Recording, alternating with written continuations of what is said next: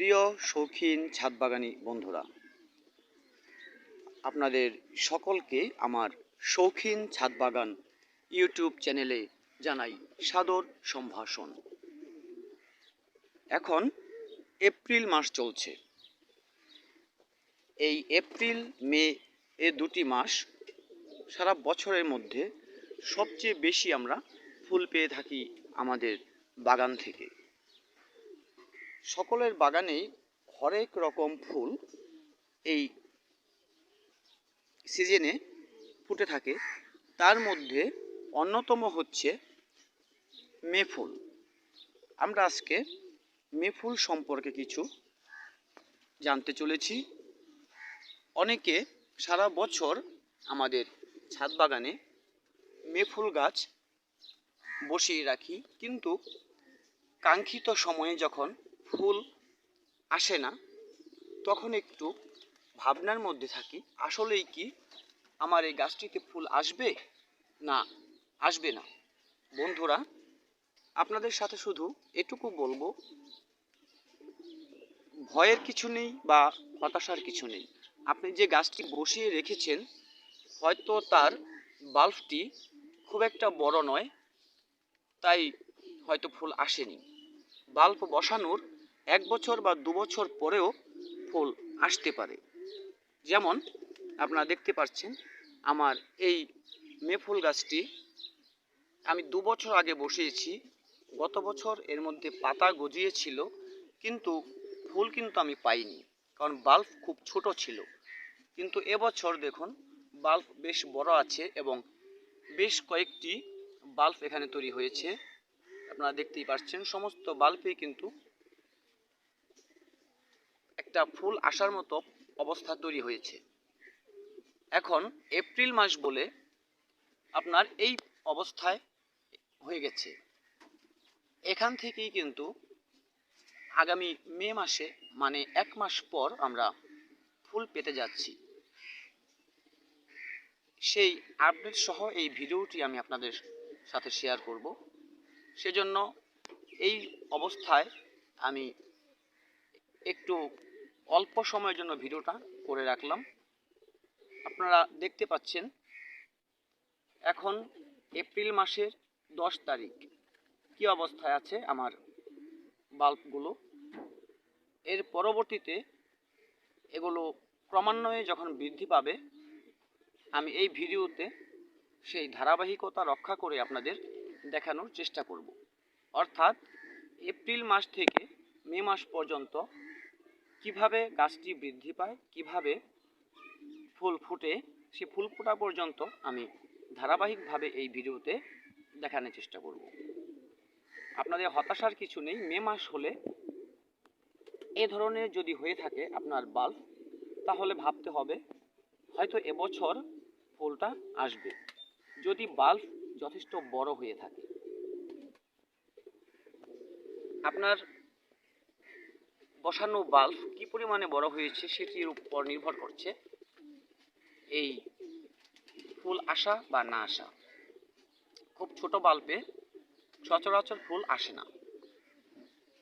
কাজেই দেখতে থাকুন ধারাবাহিকভাবে সম্পূর্ণ ভিডিওটি। প্রিয় শৌখিন ছাদবাগানী বন্ধুরা, এখন আপনারা দেখতে পাচ্ছেন 10 দিন পরের আপডেট, অর্থাৎ আজকে এপ্রিল মাসের 20 তারিখ। আমি এপ্রিল মাসের 20 তারিখে আপনাদের আমার বসিয়ে রাখা বাল্বগুলো কতটা বৃদ্ধি পেয়েছে সেটি দেখাচ্ছি। এভাবে আপনারা ধাপে ধাপে এই ভিডিওতেই ফুল ফোটার আগ পর্যন্ত প্রতি 10 দিন অন্তর অন্তর কি অবস্থা দাঁড়াচ্ছে আমি আপনাদের সাথে শেয়ার করতে থাকব। আপনারা দেখতে থাকুন।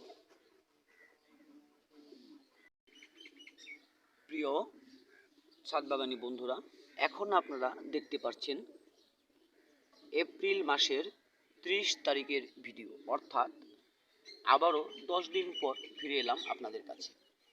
10 দিন আগের ভিডিওটা আপনারা দেখলেন এবং 10 দিন পরে এই ভিডিওটা আপনারা দেখলেন।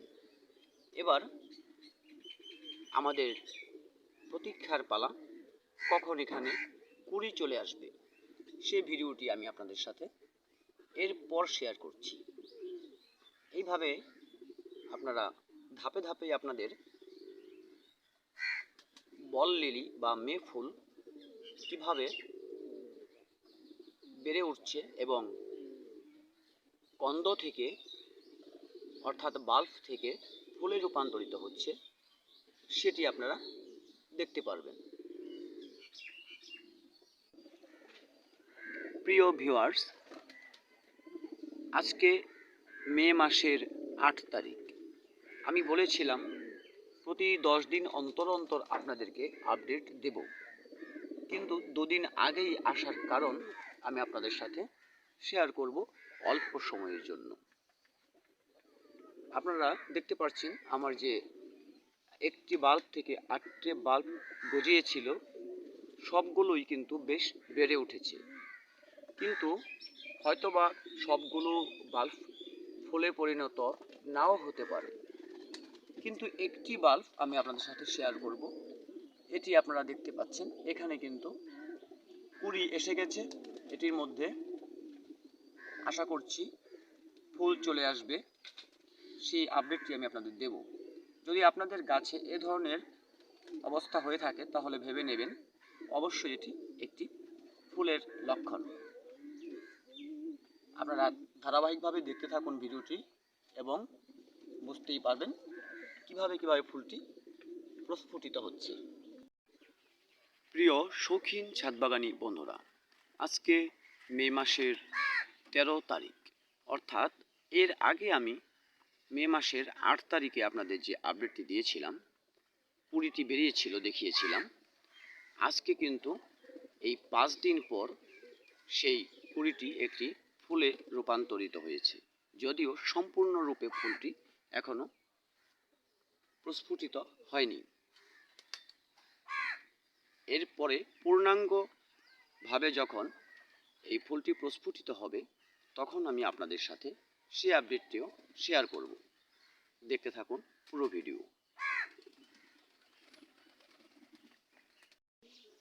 প্রিয় বন্ধুরা, এখন আপনারা দেখতে পাচ্ছেন সর্বশেষ আপডেট আজকে 15ই মে 2024, অর্থাৎ গত 13 তারিখে যে অর্ধ প্রস্ফুটিত ফুলটি আমি দেখিয়েছিলাম, আজকে সে ফুলটি কিন্তু সম্পূর্ণরূপে প্রস্ফুটিত হয়েছে।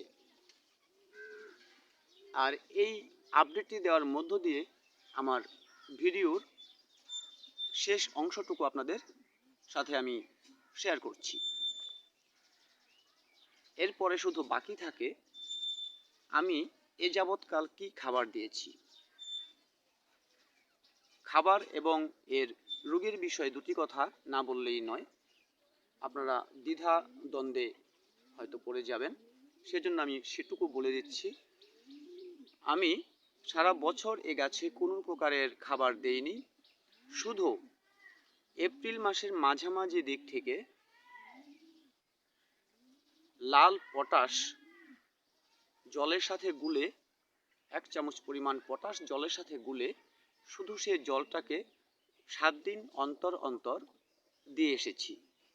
আর গাছে কুড়ি চলে আসার পরে অল্প কিছু গুঁড়ো মাটির সাথে 2 চামচ লাল পটাশ এবং সর্ষের খোলের গুঁড়ো খানিকটা চা পাতার সাথে মিশিয়ে আমি এই গাছের গোড়ায় দিয়ে দিয়েছি। এছাড়া কোনো খাবার আমি ব্যবহার করিনি। এমনিতেও এই গাছে সারা বছর খুব একটা যত্নের প্রয়োজন হয় না। যে কটা দিন আপনার এই ফুলটি থাকবে আপনি ঠিকভাবে জল এবং এই সরিষের খোল গুঁড়ো অথবা শুধু সরিষের খোল জল যেটা আছে সেটা দিয়ে যেতে পারেন। তাছাড়া তেমন কোনো খাবারের প্রয়োজন নেই। আর ফুলটি ঝরে গেলে যখন গাছটি আস্তে আস্তে নিস্তেজ হয়ে যাবে, অনেকে বলে থাকে এর যে বাল্বগুলো আছে সেগুলো তুলে সংরক্ষণের জন্য। কিন্তু আমি কোনো প্রকারে সংরক্ষণ করি না, এবারেও আমি তা করব না। আমি একটি মাত্র বাল্ব বসিয়েছিলাম, সেখান থেকে এবার 8টি বাল্ব চলে এসেছে। আমি কিন্তু এভাবেই রেখে দেব। মাটিটা যখন একটু শুকনো শুকনো হয়ে আসবে, তখন আমি কিছুটা অল্প পরিমাণে জল দিয়ে মাটিটাকে ভিজিয়ে দেব। এই সারা বছর আমি এভাবেই চালিয়ে যাব। আবার আগামী বছর এপ্রিল মাস চলে এলে, তখন আমি এপ্রিল মাসের মাঝামাঝি সময়ে কিছুটা গুঁড়ো মাটির সাথে 2 চামচ পটাশ এবং 2 চামচ সর্ষের খোলের গুঁড়ো মিশিয়ে এর গোড়াতে দিয়ে দেব। আবার তারপরে প্রতি সপ্তাহে এবারের মতোই লাল পটাশ জলে গুলে এই টবের মধ্যে দিয়ে দেব। এই হচ্ছে এর খাবার ব্যবস্থাপনা। আর রোগ পোকার বিষয় সেটা হচ্ছে, আপনারা এ গাছে কোনো প্রকার রোগ তেমন দেখতে পাবেন না, এ বিষয়ে বলার কিছুই নেই। আমি গত 8 বছর ধরেই এই বল লিলি অথবা মে ফুল, যেভাবেই বলুন, এটিকে বসিয়ে আসছি। এ পর্যন্ত কোনো প্রকার রোগ আমি এই গাছে দেখিনি। বন্ধুরা, নিশ্চিন্তে আপনারা আপনাদের ছাদ বাগানে বল লিলি বসাতে পারেন এবং খুব অল্প পরিচর্যায়, একেবারে অল্প পরিচর্যায় আপনাদের ছাদ বাগানে বল লিলির সৌন্দর্যতা উপভোগ করতে পারেন। প্রিয় ভিউয়ার্স, যদি ভিডিওটি ভালো লেগে থাকে একটি লাইক করুন এবং আপনার আপনজনদের সাথে এই বিষয়ক তথ্যসমূহ যা আমি আপনাদের সাথে শেয়ার করলাম এগুলো শেয়ার করুন। আর আমার চ্যানেলটি অবশ্যই সাবস্ক্রাইব করে রাখবেন, যাতে এ বিষয়ে নতুন ভিডিও আপনাদের সাথে আমি শেয়ার করতে পারি। ধন্যবাদ ভিডিওটি দেখার জন্য। দেখা হবে আগামী কোনো ভিডিওতে নতুন কোনো বিষয় নিয়ে।